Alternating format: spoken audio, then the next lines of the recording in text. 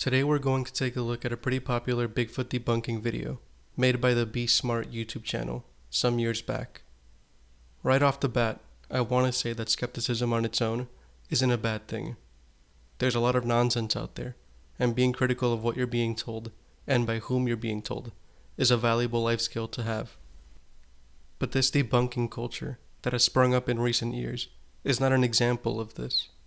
This video is an example of lazy skepticism that is commonly found in pop science channels that try to debunk the Sasquatch phenomena for clicks and views. Those of Gigantopithecus tell us that as recently as 100,000 years ago, 9-foot-tall apes walked alongside our human ancestors. The footprints of Bigfoot lead to British Columbia, where legends of Sasquatch have long circulated among the native peoples. Like most pop science skeptics, the video actually acknowledges fossil precedents for giant apes in the form of Gigantopithecus, and it also acknowledges the history of native traditions with Sasquatch. But pop science skeptics usually point these out to give the illusion of open-minded discussion. So let's see how this video progresses.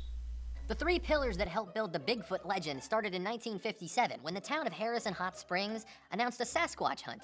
A man named William Rowe came forward with an account 2 years earlier of an encounter with a 6-foot-tall human-like ape. During the next year, newspapers reported numerous footprints at construction sites run by a man named Raymond Wallace.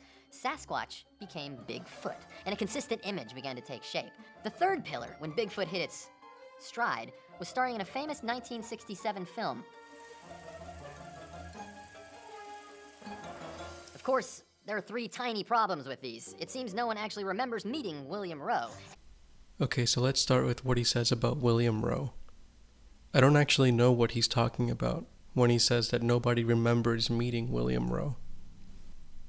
William Rowe signed an affidavit in August of 1957, and it was witnessed by an assistant claims agent named William M. Clark. William Rowe also did an interview with radio host Jack Webster in 1957.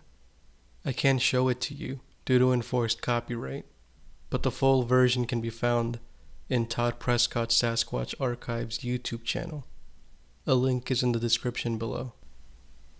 So we know William Rowe existed, and that he told of his encounter to at least one radio host and one assistant claims agent. I have no idea where the skeptic got this notion that no one remembers speaking with William Rowe.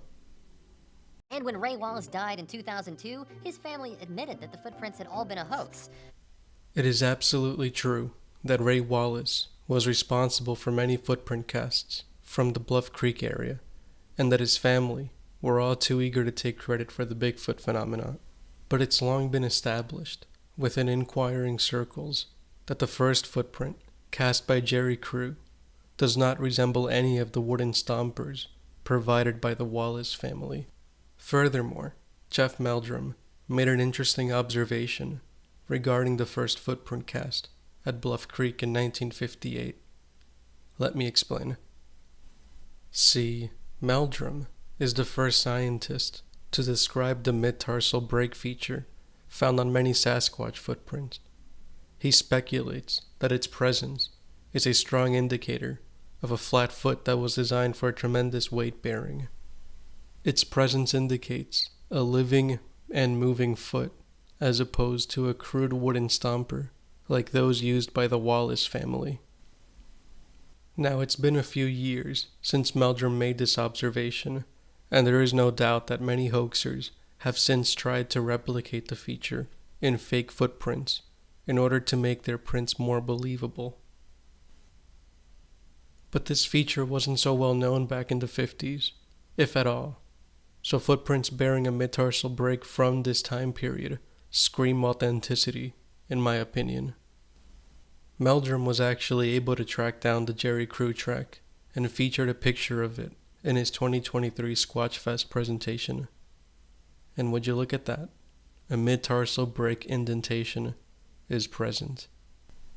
The flash of the camera disguised its presence and made it appear as a flat surface, something that all fake footprints would go on to mistakenly reflect.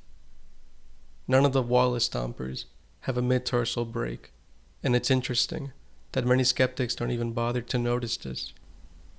Let's move on. Now the famous film shows something, although when it's stabilized, I'm definitely feeling more of a guy in an ape suit vibe. Based on this, you'd think the story would end here, but it doesn't, and that's what makes Bigfoot so interesting. It continues to be a global myth. Eyewitness accounts, tours, television programs continue to... I have a lot of thoughts on the Patterson Gimlin film, but for now all I'll say is, it's been widely dismissed based on vibes alone. Skeptics and the general public just say it looks fake, or that it's obviously a man in a costume. So when a man like Bob Hieronymus comes along, and says that he's the one in the costume, everyone just believes him and move on. But if this film truly does just show a man in a costume, then why hasn't it been properly recreated? Even Bob Hieronymus and his supposed accomplice, Philip Morris, were unable to recreate the costume, despite claims that Morris had created the very costume shown in the PG film. Everyone from amateur debunkers to major television networks have tried to recreate the costume, but always come up short. To this day, no one has ever created a close enough costume to the PG film, while exclusively using fabric materials available in the 1960s. No one has demonstrated the illusion of moving muscles with upward bending toes, while also leaving tracks in the dirt with their fake feet.